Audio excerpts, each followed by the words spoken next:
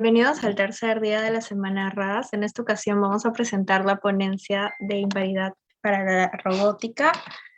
Vamos a presentar a nuestro ponente, que es David Guamanchaua. Él es doctor en Ciencias de Ingeniería con especialidad en Mecatrónica y Materiales Avanzados en el Instituto Tecnológico de Estudios Superiores de Monterrey.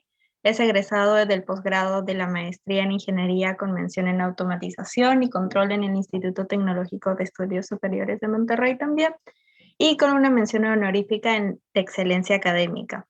Actualmente es estudiante del doctorado en Educación en LUCIL, especialización en Innovación y Metodologías Ágiles. Tiene un diplomado en TICS aplicado a la educación en San Marcos, en la Universidad de San Marcos, y docente investigador de la Universidad de Ingeniería y Tecnología en UTEC, en el Departamento de Ingeniería Mecatrónica. También integró el grupo de investigación de biomecatrónica en el Laboratorio Nacional de Robótica del área noroeste y centro de México, y los temas de investigación en el sector salud son exoesqueletos, prótesis en rehabilitación física, y en el sector educación, tecnologías educativas usando AR, VR y MR para la mejora del sistema de aprendizaje. Profesor David, se encuentra por ahí. ¿Qué tal, Jennifer? ¿Cómo estás? Buenas tardes.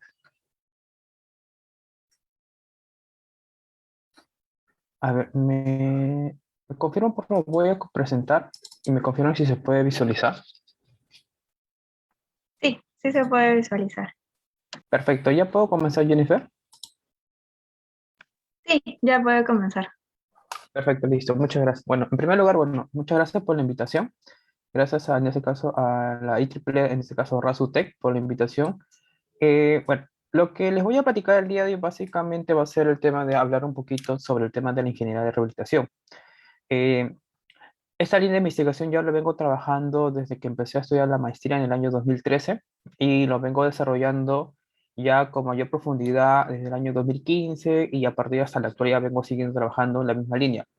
Ahora, actualmente ya vengo complementando en este caso no solamente el tema de construir dispositivos robóticos, sino que tratar de ver la manera de poder utilizar otras tecnologías que actualmente ya se están desarrollando y que probablemente no se están aplicando de manera correcta, pero le estoy dando un nuevo enfoque diferente al tema de la rehabilitación, ¿sí? Para comentarles, les voy a presentar varios de los proyectos que ya se han realizado, en ese caso durante mi estudio de posgrado, ya sea en el TEC de Monterrey, también en este caso con la empresa WeRobot, que era una startup de mi ex asesor en este caso, cuando estaba estudiando el doctorado, y en algunos proyectos que ya vengo desarrollando y que vengo trabajando en la actualidad. Hay algunos que ya se ha finalizado, que están ahorita en pruebas de validación. Hay otros que venimos mejorando, en este caso en el tema del diseño. Entonces les voy a mostrar algunos proyectos que ya se vienen trabajando. Y hay algunos que en este caso, por temas que todavía venimos trabajando, les voy a mencionar básicamente cuáles serían los que estamos trabajando y cuáles son ahorita nuestros objetivos a futuro. Entonces, principalmente hay que tratar de hablar un poquito sobre el tema de la ingeniería de rehabilitación. En este caso, es que son dos puntos muy importantes que trata de buscar, ¿sí? Esta línea de investigación. Que la primera en ese caso viene a ser desarrollar soluciones y dispositivos tecnológicos para asistir a las personas con discapacidades. Entonces, tengan en cuenta esa parte, ¿sí? Aquí principalmente el objetivo es tratar de ayudar a las personas con discapacidades. Sí, ahora, recuerden que el tema de las discapacidades es muy amplio. Hay varios tipos de discapacidades. La que trabaja directamente la ingeniería de obtención viene a ser las discapacidades físicas, es decir, pérdida de movimiento, ya sea de miembro inferior, es decir, piernas, miembro superior, en ese caso brazo, o el tema de ciertas amputaciones o pérdidas por algunas operaciones, etcétera, ¿sí? Y el otro objetivo principal de la ingeniería de rehabilitación viene a ser el tema de ayudar a la recuperación de las funciones físicas y cognitivas debido a la pérdida, en este caso, por una lesión o por una enfermedad. ¿Sí? Entonces, en la ingeniería de rehabilitación trata de buscar una sinergia entre estos dos objetivos, ¿sí? Ya sea utilizando ciertos dispositivos robóticos, como los exoesqueletos, que en este caso les voy a platicar un poquito sobre eso, para poder, en ese caso, poder recuperar la movilidad, en ese caso, que se haya perdido, ya sea por el miembro inferior o por la parte del miembro superior. Dependiendo mucho, porque va a depender también, en el caso de la biomecánica del cuerpo humano de cada persona, ¿sí? Ahora, hay que tener en cuenta que dentro de la ingeniería de rehabilitación, sí, hay varias líneas que se trabaja bastante. ¿sí? En ese caso hay algunas líneas que yo vengo trabajando ya desde hace muchos años.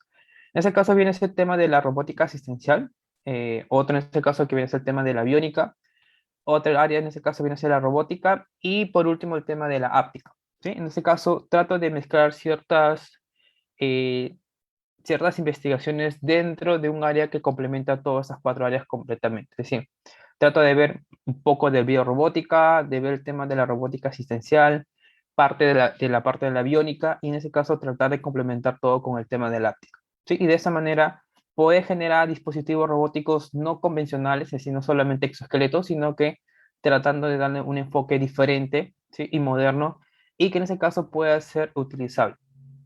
Sí. Ahora, hay que tener en cuenta algo para todos, principalmente el enfoque, o en ese caso los dispositivos que se trabaja mucho dentro de la ingeniería de rehabilitación, viene a ser el tema de los exoesqueletos, ¿sí? Ahora, ¿qué viene a ser un exoesqueleto? No sé si alguna vez ustedes habrán escuchado un exoesqueleto o sabrán exactamente cuál es la definición de un exoesqueleto. Hay que tener en cuenta que hay varios tipos, ¿eh? Por ejemplo, tienes los exoesqueletos, puedes tener unas órtesis, puedes tener prótesis, incluso hay efectores finales que trabajan como exoesqueleto. Entonces, principalmente el dispositivo robótico emblema, en ese caso, dentro de la ingeniería de rehabilitación, viene a ser los exoesqueletos. Ahora, si uno empieza a buscar definiciones sobre exoesqueleto, puede encontrar diferentes definiciones, ¿sí? Puede ser un traje electromecánico, que lo que te permite en ese caso es generar movilidad o alguna recuperación de movilidad que se haya perdido, ¿sí? Ahora, ¿cómo ustedes lo pueden relacionar de una manera bien sencilla? Me imagino que ustedes habrán visto Iron Man, ¿sí? Iron Man principalmente viene a ser un exoesqueleto, ¿sí? Pero Iron Man, ustedes saben que es ciencia ficción, ¿sí? Es decir, que no existe exactamente un exoesqueleto como Iron Man. Pero hay trajes que se asimilan en ese caso muy parecidos a los trajes de Iron Man. ¿Esto de qué son los exoesqueletos? ¿Sí? Obvio que en ese caso, cada país que se empieza a desarrollar exoesqueleto depende mucho en ese caso del financiamiento y también depende mucho de la tecnología que puedan acceder. Por eso que hay países en los cuales tienen exoesqueletos mucho más avanzados que otros países. ¿Sí? Entonces, principalmente esto viene a ser el tema de la rama de los exoesqueletos. ¿Sí? Lo que le voy a mostrar ahorita va a ser un pequeño video que siempre me gusta mostrar, ¿sí? Sobre el tema de cómo se viene trabajando, ¿sí? El tema del desarrollar de exoesqueletos o dispositivos robóticos, como le mencionaba hace un momento, ya nace desde que empecé a estudiar el posgrado, ¿sí? Cuando empezamos a estudiar el posgrado con muchos de mis compañeros en aquella época, nosotros teníamos ciertos objetivos principales, no solamente en el tema de construir un robot, sino la finalidad en ese caso de un robot, ¿sí? Incluso ganamos algunos premios en México, en este caso, a partir de los diseños que nosotros empezamos a desarrollar. Entonces, le voy a compartir un pequeño video del laboratorio de robótica que, bueno, en este caso, que siga habiendo en el TEC de Monterrey, que aún sigo teniendo vínculos, que aún sigo trabajando algunos proyectos ya de manera externa, porque en ese caso ya me encuentro aquí en Perú, pero bueno, el vínculo sigue habiendo todavía, ¿sí?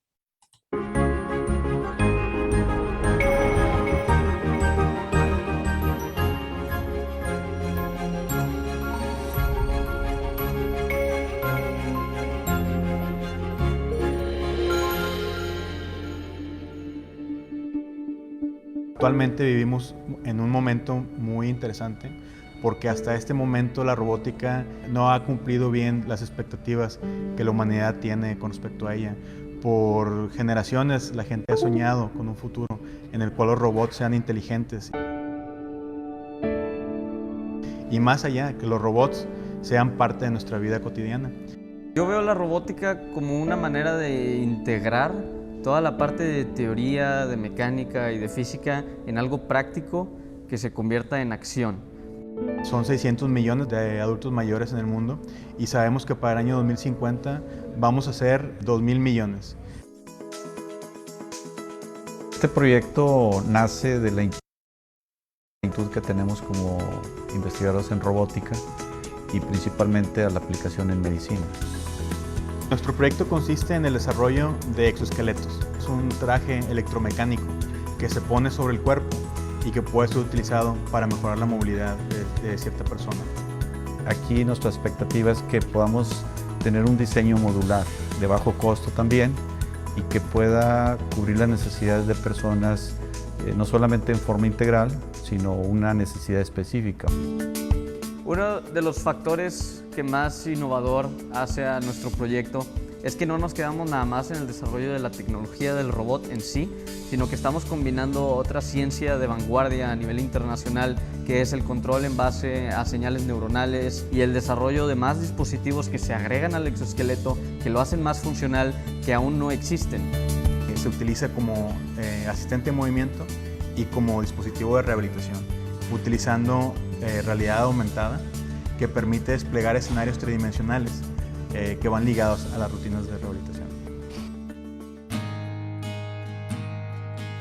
Quisimos distanciarnos un poco de la robótica que se queda en el laboratorio y más bien salir y crear un impacto real en todos los que podamos. Nuestra civilización va a alcanzar la longevidad, pero la pregunta es, ¿cuál va a ser la calidad de vida que vamos a tener? Nosotros somos la generación en la que la robótica se va a volver exponencial y que así los adultos mayores, las personas que sufran alguna discapacidad puedan desempeñar las actividades que más les gustan o bien que puedan perseguir nuevas actividades, puedan conquistar nuevos retos. Queremos empoderar a los usuarios para que puedan tener una vida plena y feliz. Eso es nuestro objetivo.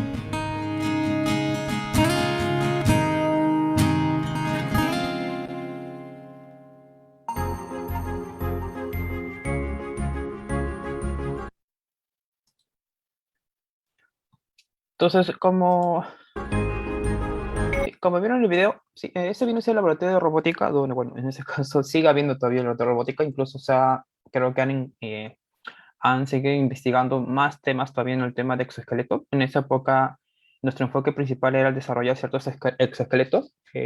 Actualmente ya se vienen desarrollando más, creo que temas de exoesqueletos. Incluso se viene trabajando mucho con el tema de las señales neuronales para el tema de hacer un control para las personas que sufren de, por ejemplo, de ACV.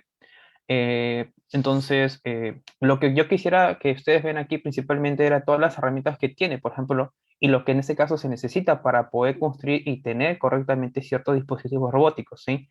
No solamente viene a ser el tema de la pasión o el tema del conocimiento, sino que se necesita de ciertas tecnologías para poder desarrollar de manera correcta.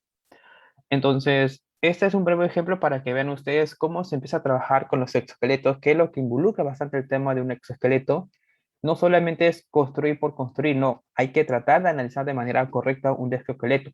Ahora, ¿de dónde vas a partir? A partir en ese caso de la biomecánica del cuerpo humano, es decir, tienes que saber exactamente cómo se mueve el cuerpo humano, cómo se mueve tu rodilla, cómo se mueve tu tobillo, cómo se mueve tu cadera, cómo generas la marcha, el tema de la postura, el tema de cada movimiento, flexión, extensión, propinación, supinación, etcétera, que todos los movimientos que hay. Entonces, toda esa parte biomecánica del cuerpo humano uno tiene que saber para saber exactamente cómo construir un exoesqueleto, porque no es un robot, un robot nada más. Y sobre todo si estás trabajando para el tema de la salud, entonces tienes que tener mucho más cuidado. Ahora, como ustedes ven en este caso de la presentación, nuestro objetivo principal, como mencionaba también mi profesor y mi ex asesor en este caso del doctorado, mencionaba un objetivo principal, que en este caso fue uno de los primeros objetivos que nosotros empezamos a construir exoesqueleto. Era sobre el tema del adulto mayor, ¿sí? Ese era nuestro primer objetivo, ¿sí? Construir exoesqueleto para poder ayudar al adulto mayor. Ahora, ¿por qué adulto mayor? Bueno, básicamente estas son estadísticas antes de la pandemia, ¿sí? Porque en ese caso, esto ya se venimos trabajando desde hace muchos años. Se pronosticaba en este caso que para el 2025 iba a haber 1 billón de adulto mayor y para el 2050 iba a haber 2 billones de adulto mayor, ¿sí? Entonces, nuestro primer objetivo era primero tratar de ayudar al adulto mayor. Sobre todo, ¿por qué? Porque nosotros veíamos algo muy importante, que era el tema de la calidad de vida, ¿sí? ¿Qué calidad de vida les esperaba a ellos o qué calidad de vida ellos van a tener? Incluso si uno mismo se pone a pensar un poquito, en algún punto nosotros vamos a llegar a ser adulto mayor, incluso nuestros padres van a llegar a adulto mayor, por lo tanto, ¿qué calidad les espera a ellos o qué calidad nosotros vamos a tener? Entonces, a partir de esa problemática, nosotros empezamos a ver la manera de cómo poder ayudar o cómo poder solucionar. Y ahí fue en ese caso donde nació la idea de hacer exoesqueletos para poder ayudar, en primer lugar, al adulto mayor. Ya en la actualidad, en ese caso, ya se vienen trabajando, o mejor dicho, yo ya vengo trabajando no solamente para adulto mayor, sino ya para otros tipos de discapacidades o para orientado a otro tipo de rango de edades. Pero en un principio, la mayoría de los dispositivos robóticos que empezamos a trabajar eran enfocados solamente al tema del adulto mayor. Ahora, ¿por qué adulto mayor? Fuera el tema de la calidad de vida, también empezamos a analizar el cuerpo de un adulto mayor. Y normalmente un adulto mayor, por ejemplo, si ya como tiene el cuerpo ya desarrollado, entonces, por lo tanto, el exoesqueleto que uno le vaya a construir o le vaya a diseñar, por lo tanto, no va a sufrir muchas variaciones. Entonces, era como que un exoesqueleto ya personalizado o estándar para cierto cuerpo, en este caso del adulto mayor, que es muy diferente, por ejemplo, para trabajar con niños, ¿sí? Incluso hubo una época donde empezamos a construir exoesqueletos y nos decían, por ejemplo, ¿por qué no trabajan para niños? ¿Por qué no lo hacen para niños? Era principalmente uno por el tema de que cuando uno trabaja con niños, uno es el tema del diseño, ¿sí? Principalmente porque el niño en ese caso empieza a crecer. Entonces, al empezar a crecer, los huesos se empiezan a estirar. Entonces, el primer diseño que tú le hagas para un niño, probablemente después de unos meses o después de un año, ya no le va a quedar, por el tema de que la articulación ya no va a coincidir justo con ese caso, con la articulación del dispositivo robótico. Por lo tanto, no va a generar una rotación de manera correcta. Entonces, el tema básicamente era el tema de que siempre se tienen que hacer modificaciones para trabajar con rangos de edades, en este caso de los niños, ¿sí? Pero actualmente ya se viene trabajando y ya venimos trabajando en este caso en el sector de los niños. Pero nuestro primer objetivo en este caso nació directamente para el tema del adulto mayor. Ahora, todo esto nace en este caso, como les comentaba, dentro del laboratorio de robótica, en este caso del TEC Monterrey, donde trabajamos no solamente para el exoesqueleto de miembro inferior o de esqueleto de miembro superior, sino que también trabajamos el tema de las órtesis, el tema de las prótesis, el tema de trabajar con las señales neuronales, las señales musculares, para hacer un control mucho más exacto, por ejemplo, del dispositivo robótico.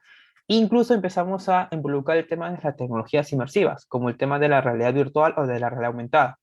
Actualmente incluso ya trabajamos mucho con el tema de la realidad mixta, que en ese caso ya es un concepto mucho más moderno, en ese caso, que los términos de realidad aumentada o realidad virtual. En ese caso, no solamente está el TEC de Monterrey, que en ese caso es la Universidad de México, sino que no tampoco está solamente el tema del startup de mi asesor, en este caso, que es WeRobot, sino que hay otras universidades que también trabajamos de manera conjunta. Está la Universidad de Riken en Japón, está la Universidad de Houston en Estados Unidos, está el MIT en este caso también de Estados Unidos en Boston, está el Hospital San Bernard Haley en este caso, que es prácticamente el lugar donde se probaba o se validaba los dispositivos robóticos con pacientes, en este caso para el tema de las pruebas clínicas. Y actualmente en este caso, como vengo trabajando en UTEC, entonces ya UTEC en este caso se está tratando de agrupar a este grupo de investigación que se ha formado desde México en este caso. ¿Sí? Entonces, muchas de las áreas que ustedes ven aquí, principalmente se empezó a trabajar de manera individual, es decir, cada estudiante o cada grupo de alumnos, en este caso, se dedicaba a trabajar ciertas áreas. ¿Por qué? Porque era bien complicado que tú empieces a trabajar todo un exoesqueleto completo, ¿sí? Porque como le digo, no solamente es construir por construir, no, hay ciertas cosas que uno tiene que tener en cuenta. E incluso eso pasa mucho, porque para comentarnos, muchos de los estudiantes que por ejemplo, que trabajan conmigo para el desarrollo de exoesqueletos, siempre quieren ir directamente a la construcción. No, quiero construir, profesor, no, quiero construir, quiero construir. Y está bien, no quiere decir que no vas a construir, sino que hay etapas en este caso. En investigación hay etapas, no la etapa de la construcción, la implementación es la primera, no. La implementación siempre viene a ser una etapa posterior a un análisis previo que uno tiene que hacer.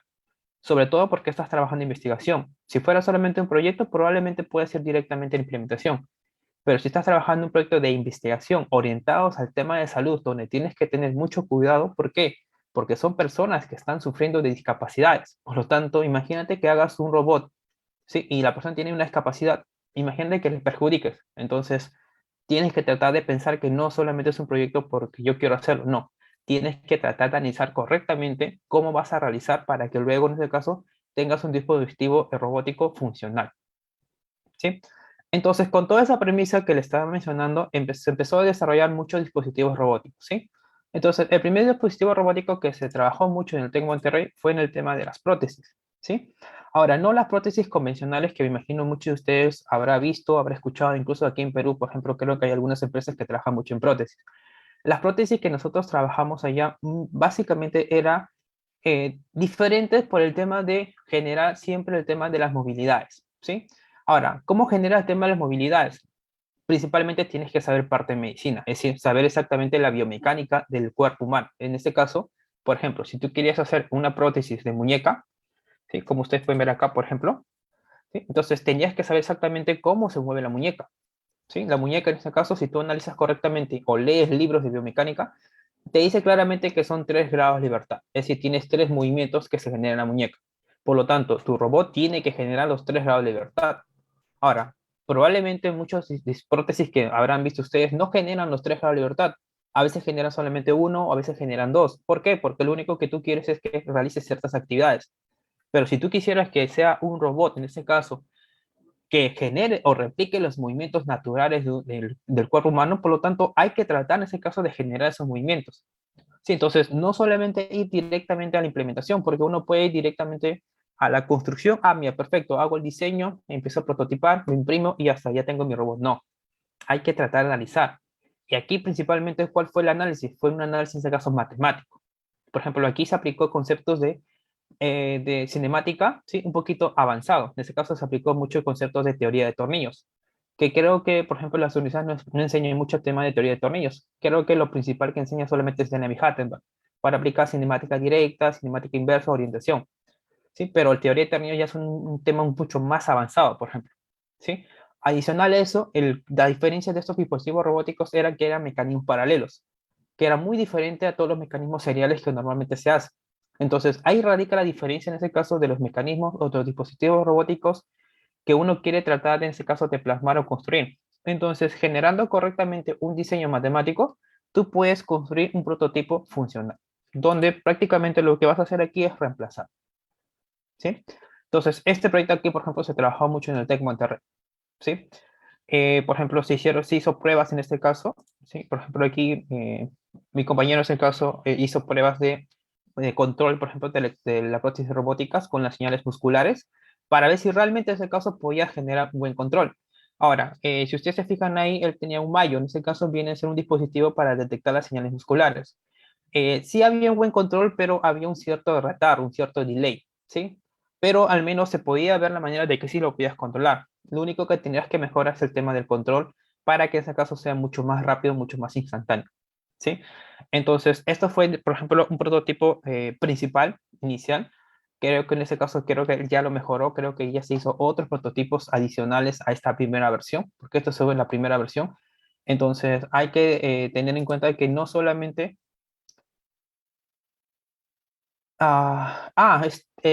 teoría de tornillos en este caso es, ¿sí? No es nada matemático, es más que nada conceptos algebraicos, ¿sí? Para que no lo vayan a confundir, porque hay personas que piensan que teoría de tornillos es conceptos mecánicos, no, es conceptos algebraicos, ¿sí? Muy pocas personas en este caso saben teoría de tornillos, ¿sí? Muy pocas personas, así que si, por ejemplo, si te gusta mucho el tema de construir dispositivos robóticos funcionales, trata de aplicar conceptos en el caso que tratan, en ese caso, de enfocarse directamente para esta área. Y teoría de tornillos, por ejemplo, es un concepto muy importante en el tema de la biorrobótica. Ahora, tampoco no es fácil entender. Para esto tienes que pasar un proceso. Primero tienes que aprender Danahy-Hattenberg, que es lo básico. Luego pasar al tema de cuaterniones para entender correctamente qué es cuaterniones. Y luego, en ese caso, ya vas a poder entender correctamente teoría de tornillos. Porque si no, vas a buscar información en teoría de tornillos, pero probablemente ni siquiera entiendas. Porque en ese caso es parte matemática que creo que a nivel pregrado creo que no lo vas a ver, ni creo que a nivel posgrado vas a tener que ver, ¿sí? Ahora, pero aquí lo que quiero recalcar es lo siguiente, ¿sí? No, el tema de la implementación, el tema de las construcciones de dispositivos robóticos ya es algo posterior, ¿sí? Lo primero que aquí fue en ese caso es la parte de matemática. Ahora, si tú haces una parte de matemática de manera correcta, ¿sí? Con la parte de matemática tú puedes construir cualquier dispositivo robótico y por lo tanto, por ejemplo, no solamente puede ser uno para tobillo, sino, mejor dicho, para la muñeca, sino que también lo puedes hacer en ese caso para el tema del tobillo, que al final de cuentas es la misma movilidad, solamente en ese caso que son rangos más limitados, es decir, que el tobillo en ese caso no genera, bueno, aquí tiene los 3 grados de libertad, solamente que el rango de movimiento de cada articulación es más limitado que la muñeca en este caso. Entonces, ¿qué es lo que tienes que hacer? Como ya tienes la parte de matemáticas, ya tienes los modelos matemáticos, ¿sí? De cada movimiento, por lo tanto, lo único que tiene que hacer es dentro de la programación tratar de limitar. Por lo tanto, con la limitación de manera correcta, ya puedes generar los movimientos que uno puede generar al mover el tobillo, por ejemplo. Y de esa manera ya tienes una prótesis de tobillo, ¿sí? De manera funcional, ¿sí? Obvio que en ese caso no es perfecta porque igual siempre hay cosas que se pueden mejorar, pero al menos te das cuenta que es mejor esas prótesis que las prótesis convencionales que muchas personas puedan ver o que en ese caso tratan de promocionar, porque en el tema de prótesis me imagino que habrán escuchado bastante, ¿sí? Ahora, no solamente es el tema de la prótesis, porque también se tiene que analizar el tema del muñón. El muñón también es una parte muy importante dentro de la prótesis. Incluso, por ejemplo, dentro de las personas que no tienen ciertas partes del cuerpo humano, hay que analizar dos sectores muy importantes. Una son las personas que han perdido, en ese caso, por medio de un accidente, parte del cuerpo humano, por ejemplo, cuando son amputados, o hay personas que nacen sin una parte del cuerpo humano. Entonces son dos cosas muy diferentes, porque si tú quieres hacer un control de manera correcta, el control es muy diferente para una persona que la han amputado que una persona que nace sin una parte del cuerpo humano. ¿Por qué? Porque normalmente, por ejemplo, cuando una persona es amputada, el cerebro sabe que desde que nació la persona sabía que había una parte del cuerpo humano. Es decir, imaginemos, por ejemplo, que hayan amputado parte de tu brazo, desde el codo hacia adelante, ¿sí? Entonces tú naciste con brazo completo, solamente que por algo que pasó fue, bueno, te amputaron. Pero tu cerebro en ese caso sabe que exactamente tuviste brazo. Tu cerebro no sabe que está amputado, pero el cerebro sigue mandando señal. Por lo tanto, cuando tú construyes una prótesis, tú puedes recepcionar correctamente las señales musculares. ¿Por qué? Porque sabes que tu cerebro va a seguir mandando. En cambio, cuando una persona, en este caso, nace sin una parte del cuerpo humano, si nace sin brazo, por ejemplo, el cerebro sabe que nunca hubo un brazo, por lo tanto no tiene que por qué mandar señales, o mandará señales, pero muy bajas. Por lo tanto, si tú haces una prótesis para esas personas, el control por las señales MG, por ejemplo, tiene que ser mucho más eficiente, mucho más preciso, porque si no, en ese caso no vas a poder controlar. Entonces, en el tema de prótesis es un mundo muy amplio incluso. Incluso actualmente se trabaja mucho con el tema de las neuroprótesis. Ya no solamente son prótesis convencionales, sino que se trabaja mucho el tema de que la prótesis se pueda tener un mejor control, o incluso se trata de agregar el tema de la áptica. Es decir, que ya no solamente es agarrar por agarrar, sino que sentir exactamente que estoy agarrando. ¿Sí? Entonces, si le gusta mucho el tema de la prótesis, es un sector que se tiene que explorar bastante, que no solamente es implementar, sino que hay que tratar de analizar correctamente. ¿Sí? Eh, Luego, en ese caso, con muchos estudiantes empezamos a trabajar muchos en el tema de por ejemplo, de hacer prototipos de mano, como ustedes pueden ver aquí. ¿Sí? Empezamos, siempre hay que tratar de tener en cuenta algo. Siempre uno, cuando empieza a prototipar algo, hay que tratar de plasmar siempre las pruebas de concepto.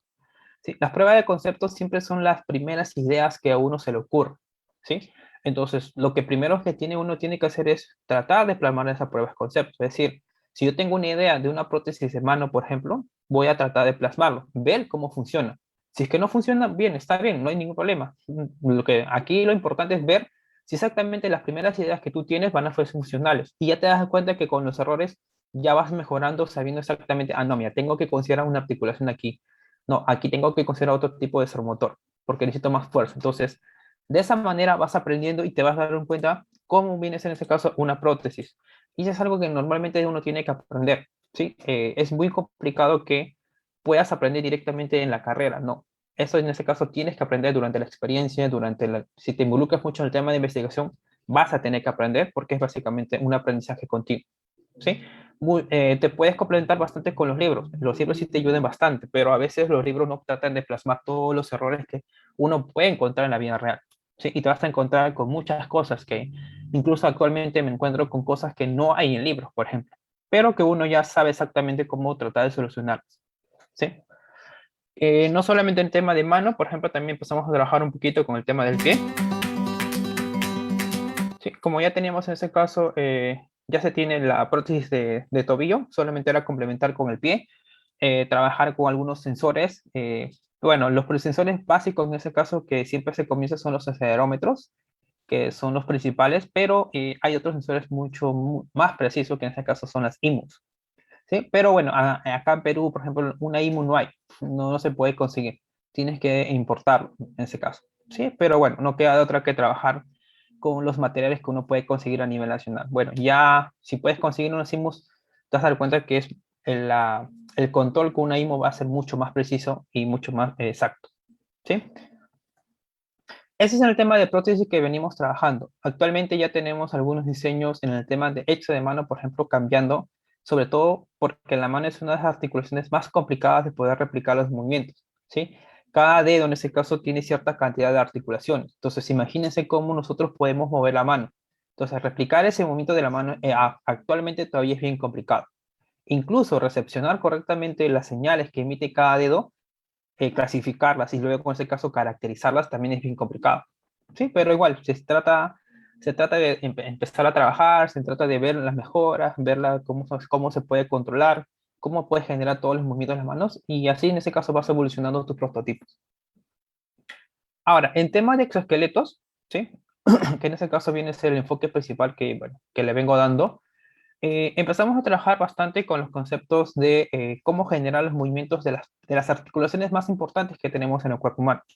Una en ese caso, por ejemplo, es el tema de la rodilla, ¿sí? Principalmente, ¿por qué? Porque la rodilla viene a ser la articulación que te genera el tema de la marcha, complementando en ese caso con el tobillo y con la cadera, pero la rodilla en ese caso es la que ejerce casi la mayoría de la fuerza.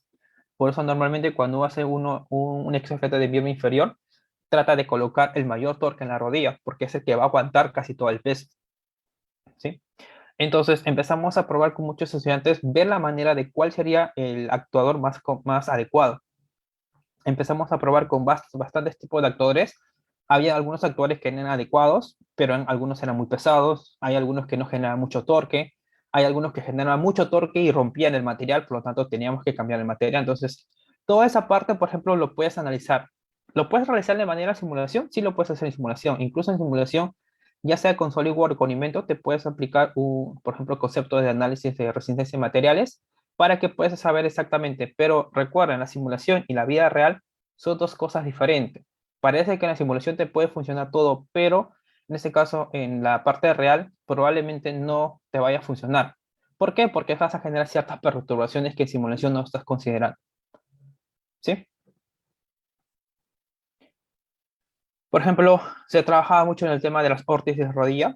¿Sí? Por ejemplo, ese es un trabajo en el TEC Monterrey, que se empezó a trabajar mucho en el tema de generar la marcha, es decir, acompañar a las personas que no puedan caminar. Entonces, con una órtesis, por ejemplo, podrías ayudar. Es decir, si la persona no podía generar mucha fuerza en la rodilla, con la órtesis podía generarlo y por lo tanto ya podía generar una marcha. ¿Sí? No solamente el tema de órtesis, por ejemplo, sino que también se trabajó en el tema de exoesqueletos en miembro inferior, ¿sí? Como ustedes pueden ver aquí. Ahora, hay algo importante y que también hay que tratar de analizar, ¿sí? El tema de exoesqueletos, por más que en ese caso viene a ser una solución o una ayuda para las personas que sufren de discapacidades, hay que tener en cuenta que la parte psicológica de las personas que tienen discapacidad también es muy importante. Ahora, ¿por qué les digo eso? Porque nosotros hemos tenido experiencia con algunas personas cuando se hizo algunas pruebas de que por más que tú le brindabas un exoesqueleto o un dispositivo robótico y le permitía, en ese caso, generar marcha, al principio veías bien a la persona, porque en ese caso ya se daban cuenta que la persona ya no dependía de las personas que estaban alrededor. Es decir, normalmente siempre una persona discapacitada, por ejemplo, tiene que estar rodeada de su familia, en ese caso principalmente, para poder ayudarle, para poder hacer ciertas actividades que él no puede hacer. Cuando tú le brindas un exoesqueleto, por ejemplo, ya la persona siente otra sensación diferente. ¿Por qué? Porque se va a sentir más independiente, es decir, ya no va a depender mucho de las personas. Pero en realidad no es así tampoco. ¿Por qué? Porque no hemos topado con personas o con pacientes donde ya tienen cierto tiempo con exoesqueleto, pero ¿qué es lo que pasa? El exoesqueleto, por ejemplo, cuando tú no lo haces de manera precisa, lo que vas a generar es que cuando camine, camine como un robot. Entonces la persona siente que camina como un robot. Entonces, al final de cuentas, la persona todavía siente que está dependiendo mucho del dispositivo robótico, y ya no solamente de la persona, sino ahora que dependes de un robot. Incluso que la marcha que tú generas ya no es una marcha natural, sino es una marcha más robótica. Entonces, viendo ese problema de ahí, nosotros lo que hicimos, pues, bueno, lo que se estaba haciendo en el TEC Monterrey principalmente, fue analizar en ese caso el tema de la marcha natural, ver qué se generaba con el tema de la marcha. Y ahí fue donde en ese caso se determinó esta parte aquí, por ejemplo. En ese caso, cada articulación que nosotros tenemos en el cuerpo humano, ya sea en el tobillo, la rodilla y la cadera, genera ciertos polígonos, como ustedes pueden ver ahí. Entonces, cuando tú caminas, por ejemplo, tú generas unos polígonos, ¿sí? Cada persona en ese caso tiene una marcha diferente. Por lo tanto, los polígonos que uno genera es diferente. Entonces, ¿qué es lo que se hace? Analizar correctamente el modelo matemático de ese polígono. Si tú obtienes correctamente el modelo matemático de ese polígono, por lo tanto, ese modelo matemático lo puedes ingresar al exoesqueleto. Una vez que lo ingreses y lo programas de manera correcta, lo que vas a generar es que ya el robot pueda generar una marcha más natural. ¿Sí? Es decir, ya no una marcha no robotizada, sino que una marcha mucho, mucho más suave, por ejemplo, ya que se pueda replicar los movimientos más naturales de la persona. Y de esa manera te das cuenta que ya la sensación o el efecto psicológico que los pacientes tenían en ese caso de que ya se sentían muy robotizados, ya se empezaba a dejar un poquito. ¿Por qué? Porque ya veían que ellos ya controlaban en ese caso el robot. Es decir, que ya el robot no caminaba mucho con ese caso de manera estática, sino en ese caso ya generaba una marcha mucho más lenta, más natural, ¿sí? Mucho más orgánica. ¿Sí? Entonces, tengan en cuenta que el objetivo principal no solamente es brindar en ese caso que la persona camine, sino que hay que tratar de ver la parte psicológica que también es muy importante. Por eso que muchos de los proyectos que se trabaja mucho en robótica, no solamente tiene que haber gente de mecatrónica o gente de electrónica o de sistemas o de control, sino que tiene que haber especialistas en la parte médica, y no solamente médica, sino también la parte psicológica. ¿Sí? Entonces siempre se tiene que trabajar con un equipo multidisciplinar. ¿Sí? Porque, por ejemplo, en el tema de Rey siempre nosotros estábamos rodeados con muchos médicos, con muchos doctores y muchas psicólogas clínicas, que eran principalmente las personas que trataban de validar, trataban de decir claramente si es que estaba bien o estaba mal lo que estaba funcionando. ¿Sí? Luego también, por ejemplo, se trabajó un poquito en el tema de los niños, como les comentaba. Sí, se trabajó algunos exoesqueletos para tratar de generar movilidad en los niños. Como les mencionaba hace rato, el objetivo principal era directamente ayudar al adulto mayor, pero luego en ese caso se empezó a analizar correctamente y se empezaron a diseñar exoesqueletos para niños. ¿Sí? Igual, en este caso sigue en investigación porque, como les había comentado, trabajar con niños es un poquito más complicado que trabajar con un adulto mayor, sobre todo por el tema de las articulaciones. Sí, los ejes de articulación del robot tienen que coincidir con el eje de articulación del cuerpo humano, porque si no, no vas a generar una movilidad mucho más precisa. Eh, También se hizo en este caso exoesqueleto de muñeca, ¿sí? Para que se fijen aquí, por ejemplo, cuando uno hace un análisis matemático de manera correcta, ¿sí? Y no irse directamente a la implementación, tú te puedes dar cuenta que ese mismo análisis matemático te puede servir para muchas cosas. Por ejemplo, el análisis matemático que les mostré hace rato de la prótesis de muñeca o del tobillo, es el mismo análisis matemático de este exoesqueleto que está aquí. ¿Sí? La única diferencia, ¿qué cosa es? Que el análisis matemático tú lo estás aplicando para una prótesis y aquí lo estás aplicando para un exoesqueleto, que al final en cuenta es el mismo movimiento, solamente que la implementación, la estructura es diferente. Y por eso es que es muy importante siempre analizar antes de implementar. Por eso estás trabajando en investigación, no trabajas como solamente como proyectos. Entonces tengan en mente eso, cuando uno trabaja mucho en investigación, no tiene que ir directamente a la implementación. Es parte, sí, pero hay un análisis previo que uno siempre tiene que hacer. ¿Sí? Ahora, no solamente en el tema de muñeca, por ejemplo, se empezó a trabajar mucho en el tema de las manos, por ejemplo, también. Como le decía, la mano es una de las partes del cuerpo humano que son bien complicadas de poder trabajarlo de manera correcta. ¿Sí? Generar movimientos, recuperar movilidad. Entonces empezamos a ver muchos mecanismos, muchos prototipos de ver la manera de cómo recuperar la mano, por ejemplo. Por ejemplo, aquí empezamos a analizar correctamente qué mecanismo sería el más adecuado, ya sea, por ejemplo, para los dedos, para ver exactamente, trabajamos un poco con el tema de guantes, para ver si exactamente pudiera un guante ayudar, ¿sí? Empezamos a probar, empezamos a validar, trabajamos otros tipos de guantes, como ustedes pueden ver aquí también. Acá. Sí, por ejemplo, aquí, para ver el tema de la movilidad de cada dedo, ¿sí? Una vez que empezamos a ver si exactamente generaba movilidad, por lo tanto ya podías implementar un poquito, llevarlo ya de manera mucho más estético, por ejemplo, utilizando impresión 3D.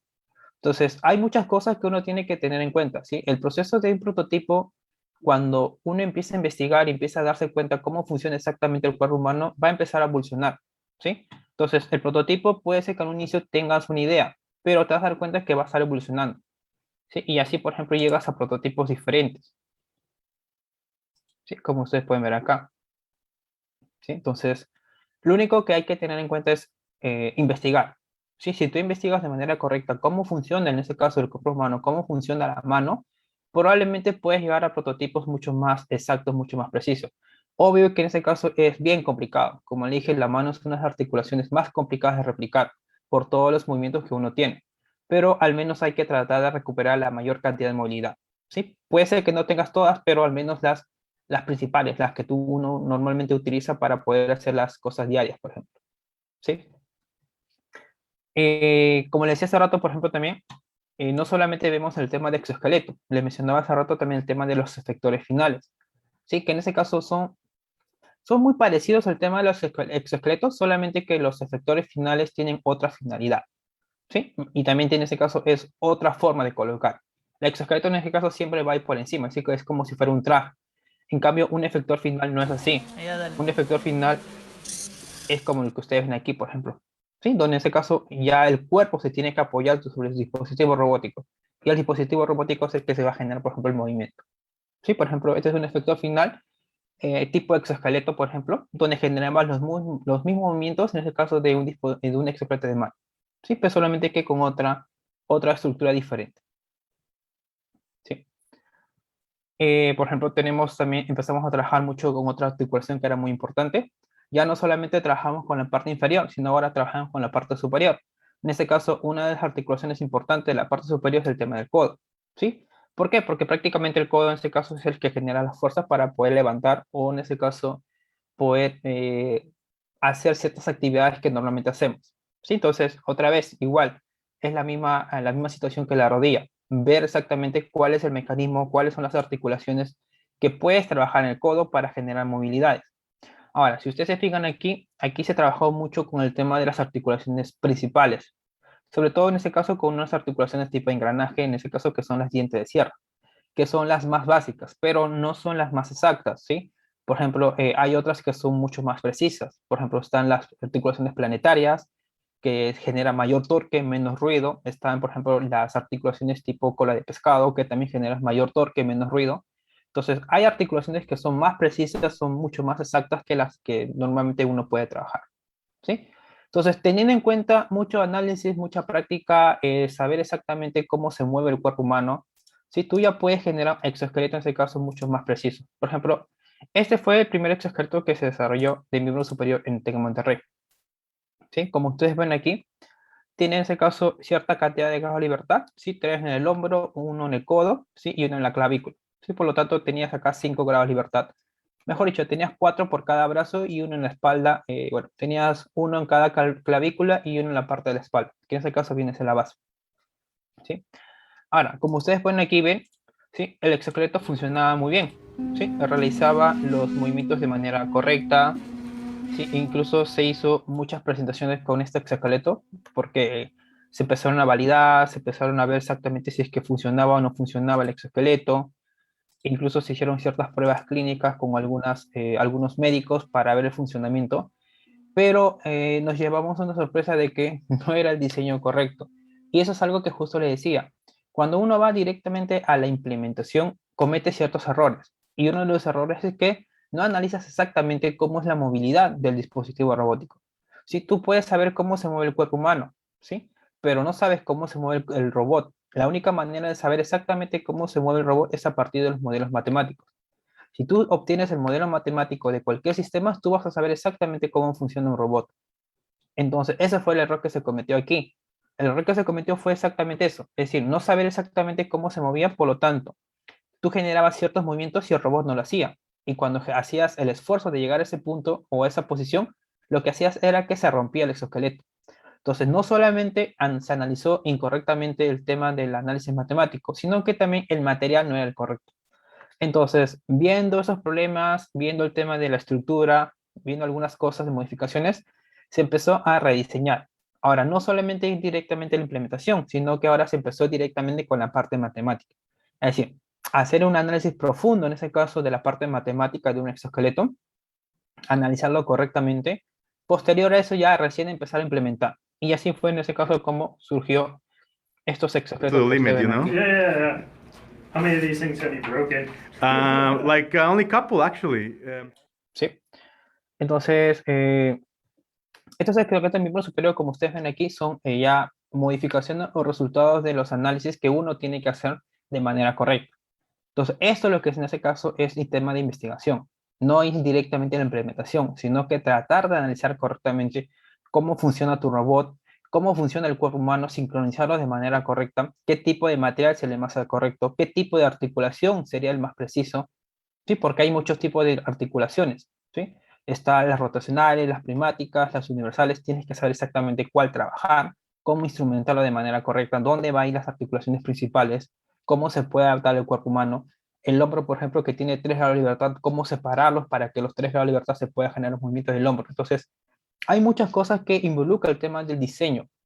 Por eso es muy importante tener en cuenta de que no solamente es implementar, tienes que hacer un análisis previo de tu exoesqueleto para que sea funcional. Sí, porque al fin de cuentas, puedes hacer un exoesqueleto, sí, pero si ocurre pequeños errores más adelante, no vas a saber exactamente por qué ocurre. Y en la parte de la matemática vas a saber por qué ocurre. Incluso, por ejemplo, algo que también, si te metes mucho en el tema de la biorrobótica, te vas a dar cuenta de que hay un concepto que se llama singularidades, ¿sí? Y eso, por ejemplo, tú no te vas a dar cuenta cuando se genera una singularidad de manera implementada. Solamente te vas a fijar en la parte matemática. Las singularidades, por ejemplo, siempre son, eh, incluso nosotros mismos tenemos singularidades en el cuerpo humano. ¿Sí? Una singularidad, por ejemplo, que nosotros tenemos en el hombro se llama gimbal lock. ¿Sí? El gimbal lock viene es una singularidad que lo que te permite en ese caso es bloquearte el hombro. No sé si ustedes habrán escuchado alguna vez lo tienes bloqueado el hombro o te bloquean el hombro. ¿Por qué? Porque lo que hacen ahí es llegar al gimbal lock. El gimbal lock en los casos lo que te permite es que pierdas un grado de libertad. Entonces, si tú no sabes identificar correctamente, por ejemplo, esas singularidades, probablemente tu robot va a generar esa singularidad. Entonces, imagínate que tengas un robot, una persona discapacitada y que genere gimbal lock, le vas a dañar. Entonces, ¿qué es lo que tienes que hacer? Es saber exactamente cuáles son todas las singularidades y en el tema de la programación, en el tema de control, tratar de evitar que llegue esa singularidad. ¿Sí? Entonces, hay muchas cosas que trata de involucrar en la parte analítica, no ir directamente a la implementación. Siempre uno tiene que ir a la parte analítica y muchos de los estudiantes no les gusta esa parte. ¿Sí? No les gusta mucho, quieren ir directamente a la implementación, pero tengan en cuenta que esa es parte de la investigación y se dan en cuenta que la investigación es muy bonita, es muy apasionada siempre y cuando te guste mucho investigar. Si no te gusta investigar, es muy complicado en ese caso que puedas llegar a ser dispositivos robóticos funcionales. Probablemente te pueden funcionar para ciertas cosas, pero para llegar a ciertas otras cosas ya no vas a poder lograr, por ejemplo. ¿Sí? Ahora, este diseño de aquí, por ejemplo, fue un diseño que se trabajó mucho en el Tec Monterrey. ¿Sí? A partir de este de aquí, por ejemplo, empezamos a hacer otro tipo de diseños que ustedes ven aquí. Este de acá ya es otro diseño diferente, ¿sí? Con otra estructura diferente. Esto se está trabajando mucho para el tema minero, ¿sí? Que en este caso ya es para el tema de corregir ciertas posturas. Aquí principalmente no es recuperar movilidad, sino que es aumentar la movilidad, ¿sí? Entonces es otro tipo de exoesqueleto diferente, ¿sí? Pero en ese caso la parte matemática probablemente es muy similar, solamente que la parte de la dinámica es donde cambia bastante, ¿sí? Ahora, tengan en cuenta que estos son dispositivos robóticos, pero como le dije hace rato, y es una de las áreas principales que venimos manejando hace tiempo, es que nosotros no nos quedamos solamente con el diseño de un robot, sino que tratamos de, en ese caso, de involucrar otras tecnologías que tratan de mejorar el robot. Y una de esas, en este caso, viene a ser el tema de las tecnologías inmersivas. ¿Sí? Las tecnologías inmersivas que me imagino que habrán escuchado, ese vienen a ser los conceptos de realidad aumentada, realidad virtual o realidad mixta. ¿Sí? Entonces, es tratar de incorporar esas tecnologías dentro de los esqueletos. ¿Y de qué manera? El tema de la rehabilitación. Como uno de los objetivos principales de los esqueletos es el tema de rehabilitar, entonces hay que tratar de ver la manera de que esa rehabilitación con un exoesqueleto se pueda trabajar, en este caso, con el tema de una tecnología inmersiva. Y ahí fue donde se empezó a trabajar estos conceptos de aquí, por ejemplo. ¿Sí? Aquí está el tema de una rehabilitación de un exoesqueleto, en este caso, con la tecnología inmersiva, es decir, la realidad virtual no inmersiva. ¿Sí? Tengan en cuenta que hay 3 tipos de realidad virtual. Me imagino que ustedes van a escuchar solamente la normal, que en este caso viene a ser la realidad virtual inmersiva, pero tienes la semi-inmersiva y tienes la no inmersiva. Esta viene a ser una tecnología, en este caso, realidad virtual no inmersiva, para el tema de generar rehabilitación. Ahora, ¿cuál es la ventaja que tienes aquí? La ventaja es que es mucho más entretenida. Agregamos conceptos de gamificación, por ejemplo, para que sea el principal objetivo es que el niño en ese caso se recupere y adicional en ese caso se divierta.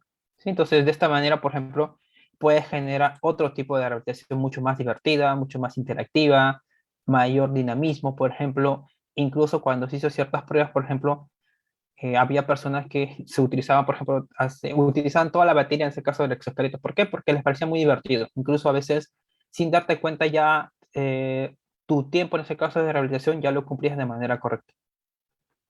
¿Sí?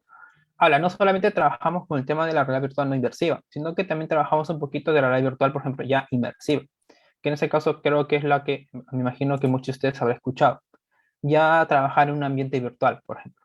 ¿Sí? Es decir, trabajar los dispositivos robóticos sincronizados con un mundo virtual. y de esa manera tratabas de darle otro enfoque diferente al tema de la habilitación.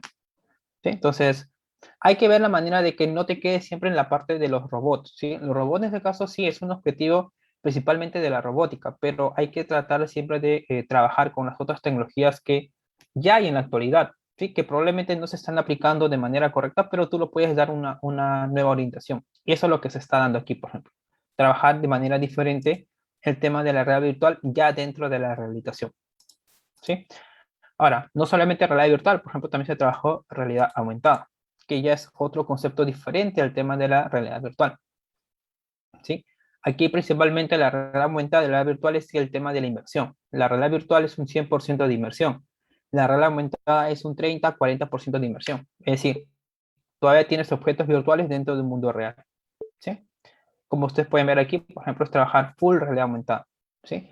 Ahora, el otro concepto que les mencionaba es el tema de la realidad mixta, ¿sí? Que en este caso ya viene a ser trabajar el tema de la interacción. Ya no solamente es poder trabajar con objetos virtuales, sino que realmente tratar de manipular objetos virtuales. Es decir, en un lugar donde no hay ciertos equipamientos reales, puedes trabajarlo de manera virtual, ¿sí? Y esto es lo que se empezó a trabajar aquí, por ejemplo. Crear ambientes virtuales para trabajar un poco de realidad mixta, por ejemplo. ¿Sí? Por ejemplo, acá hay unas pruebas que se hizo, ¿sí?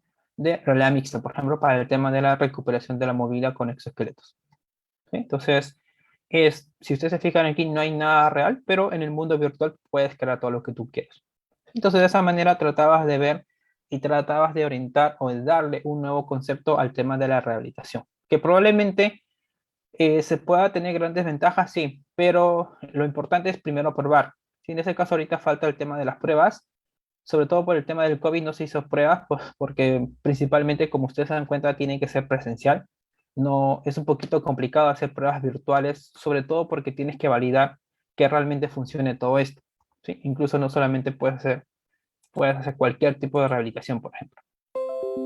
¿Sí? Entonces, tengan en cuenta que el tema de la biorrobótica, el tema de la ingeniería de rotación, trata de abarcar muchos conceptos, no solamente de robótica, sino que conceptos médicos, conceptos de tecnologías, programación, control, y todo eso te va a llevar, en este caso, a hacer siempre prototipos más funcionales y mucho más utilizables, sobre todo en ese caso del beneficio de las personas que van a utilizar, en ese caso que vienen a ser las personas con discapacidad.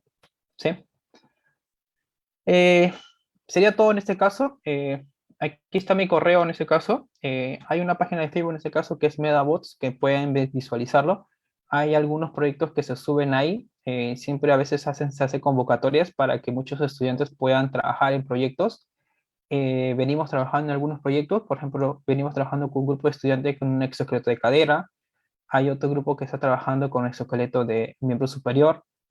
Para el tema del codo, por ejemplo, con el hombro, el tema de flexo extensión, y así en ese caso tenemos varios proyectos que venimos trabajando dentro de la ingeniería de rehabilitación. Entonces, si están interesados, a veces se colocan ciertas convocatorias para que muchos estudiantes que les gusta mucho el tema de investigar, porque principalmente es investigar, no solamente es implementar, es investigar. Entonces, traten de estar pendientes nada más o cualquier consulta o duda que tengan, solamente me escriben a mi correo y en ese caso les puedo brindar cierta información. ¿Sí? Muchas gracias a todos. Cualquier consulta o duda que tengan, solamente me avisan nada más. Muchas gracias, profesor David. Si es que tienen alguna duda, pueden dejarlo en el chat. Ahí hay alguna duda que se hizo y es si hay alguna empresa acá en Perú donde se fabrique, ensamble o venda estos exoesqueletos y qué universidades nacionales o particulares acá mismo en el país están haciendo este tipo de proyectos. Exactamente que sepa de exoesqueletos no hay. Hay una empresa de prótesis que en este caso es Pixet, creo que se llama. Por ejemplo, nosotros tenemos una pequeña startup que se llama Medabots, que lo fundamos creo que hace 2 años, donde estamos empezando a hacer exoesqueletos. Entonces, esperamos que, bueno, el tema de la pandemia también nos afectó bastante porque necesitamos prototipar, ¿sí? Pero en ese caso no quiere decir que no estamos trabajando, seguimos trabajando. Ahora, ¿qué universidades están trabajando? Que yo sepa, bueno, yo estoy trabajando ahorita con UTEC, el tema de ingeniería de rotación, trabajar exoesqueletos. También se está trabajando mucho el tema de exoesqueleto, la Católica, ¿sí? Porque en ese caso he ido alguna vez a la Católica para ver sus proyectos. Está trabajando en la UNI y la San Marcos. Entonces son principales las universidades que están trabajando mucho en el tema de exoesqueletos. Incluso ya tienen sus propios exoesqueletos también ahí. Listo, muchas gracias. Acá tenemos una siguiente pregunta y es ¿cómo se compara el análisis matemático en el exoesqueleto? Ahí principalmente lo que tú tienes que analizar es los análisis cinemáticos. Tienes que saber, por ejemplo, los primeros conceptos de robótica que te explican en pregrado, piensen de Navigaten, que en ese caso tienes que obtener la cinemática directa para obtener las posiciones, la cinemática inversa para tener los ángulos, las orientaciones, que es muy importante saber cómo va a estar orientado correctamente. Entonces, una vez que tengas tus análisis cinemáticos de cinemática directa, cinemática inversa, orientación, vas a saber exactamente cómo se mueve, con qué ángulo va a llegar a tal posición. Entonces, toda esa parte matemática es lo que tú tienes que trabajar, pero tienes que obtenerlo. Ya, por ejemplo, antes se hacía de manera manual. Ahora hay, por ejemplo, programas que te pueden ayudar. Puede estar MATLAB, por ejemplo, que te ayuda a algunas cosas. Está, por ejemplo, Python, que también se trabaja mucho. Yo trabajo mucho con Python, por ejemplo. También trabajo mucho con Wolfram para poder obtener ya modelos matemáticos mucho más precisos y más exactos. Listo, muchas gracias por la respuesta. Si no hay más preguntas, acá tenemos más preguntas del form de inscripción. Preguntan cómo pueden involucrarse en la robótica para la especialización de brazos robóticos. Eso va a depender mucho de la línea en ese caso que estás estudiando. Por ejemplo, normalmente los ingenieros electrónicos, mecatrónicos son los que están orientados más al tema de la robótica. Ya dentro de esa línea de robótica, tienes que buscar en ese caso lo que se conoce como dispositivos biomédicos, que también es una línea, o el tema de ingeniería de rehabilitación. Ahora, no sé exactamente qué universidades te dan una especialización directamente. Creo que hay algunas que te brindan ciertos diplomados. Lo que pasa es que el tema de desarrollar exoesqueletos, miren, si ustedes empiezan a analizar un poquito, en Perú, imagino que no han escuchado ni siquiera el concepto de exoesqueleto o alguna universidad que haya desarrollado exactamente un exoesqueleto. ¿Por qué? Porque no hay apoyo. Más que nada lo que se desarrolla mucho en Perú el tema son de prótesis, ¿sí? O en ese caso de brazos industriales o brazos robóticos que ya hay construido. Pero desarrollar exactamente un exoesqueleto desde cero a veces es un poquito complicado. Y como les decía, por ejemplo, muchos de los exoesqueletos que les acabo de mostrar son porque hemos trabajado en México. Yo les mostré en un video, por ejemplo, cuál es el laboratorio de México que se tiene para poder desarrollar esos exoesqueletos. Entonces, eso es lo que falta aquí, básicamente. Entonces, si tú quisieras orientarte mucho al tema de exoesqueleto, lo que te queda aquí es estudiar bastante el tema de robótica, la parte matemática, todo el tema de análisis cinemático. Ahora, no solamente quedarte con el análisis cinemático básico, que es lo que te tiene mucho empregado, sino que tratar de ir un poquito más allá, como decía, el tema de cuaterniones, el tema de teoría de tornillos, y tratar de mezclar todo eso con algunas cosas ya de control, de diseño y toda esa parte. Listo. Acá tenemos una pregunta también por interno y es sobre la convocatoria que hacen en la página de Facebook. ¿Es una convocatoria para trabajar como investigador? Sí, en ese caso es una convocatoria para trabajar como investigador.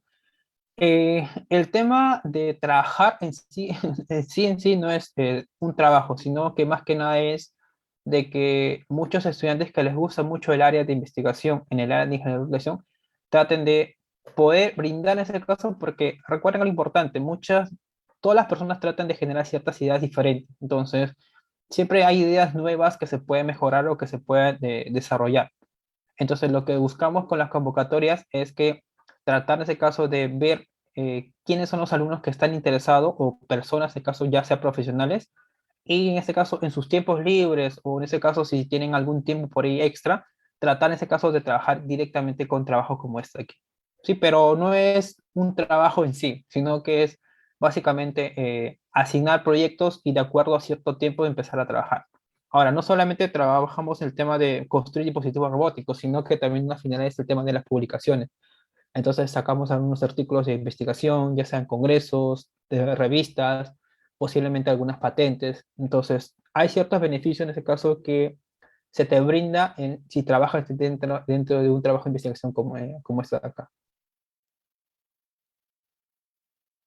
Listo, muchas gracias. Y acá tenemos una última pregunta, justo como usted mencionaba que el tema de exoesqueletos no está muy desarrollado en Perú, pero hay algunos proyectos que sí se han desarrollado y cuáles han sido sus resultados. Por ejemplo, a nivel nacional, el único proyecto que yo he visto y que en este caso le he visto funcionar es el de la Católica. En la Católica tiene un exoesqueleto de miembro inferior, que ya incluso ya lo está construyendo, creo que ya tiene hace muchos años. Ahora, no sé exactamente si ha hecho pruebas clínicas. Lo que pasa es que en Perú, por ejemplo, todavía, bueno, creo que ya hay, pero no específicamente para exoesqueletos. Lo que pasa es que hacer pruebas clínicas, es decir, hacer pruebas con pacientes, tú tienes que pasar por un comité de ética de doctores, es decir, que cierta cantidad de doctores validen en ese caso que el prototipo que tú has hecho no haga daño. Una vez que esté validado, por lo tanto, recién puedes hacer ciertas pruebas clínicas, porque si no, no puedes hacer. En ese caso está prohibido. A menos que en ese caso el paciente te dé la autorización o te dé su consentimiento, pero a veces es un poquito complicado todo eso. Entonces, por eso que creo que aquí a nivel nacional todavía no hay como que un procedimiento clínico donde te diga que sí, puedes hacer en ese caso pruebas clínicas con exoesqueletos, porque no hay. En ese caso, en otros países, por ejemplo en México sí hay. En México ya hay un procedimiento, por ejemplo el TEC de Monterrey tiene un procedimiento clínico, es decir, nosotros podemos hacer pruebas clínicas con pacientes porque ya hay, ya hay un comité de ética que lo ha aprobado. Pero aquí en Perú, por ejemplo, creo que no hay, por eso es que no se escucha mucho. Y lo que se tiene que hacer aquí es básicamente trabajar con centros de rehabilitación. Ujú. Listo, muchas gracias por las respuestas. Creo que si no hay ninguna otra pregunta, daríamos por terminada la ponencia. Muchas gracias, profesor David, por asistir. No, gracias a ti, Jennifer. Listo, muchas gracias. Listo, muchas gracias a todos los que estaban presentes y cualquier cosa, por favor, ahí tiene mi correo nada más. Creo que hay algunos que han preguntado algunas convocatorias. Normalmente las convocatorias se hacen anuales, es decir, a comienzos de año, es decir, enero, febrero, por ahí, para que estén atentos. ¿Sí? Listo, muchas gracias, Jennifer. Muchas gracias a todos. Cuídense.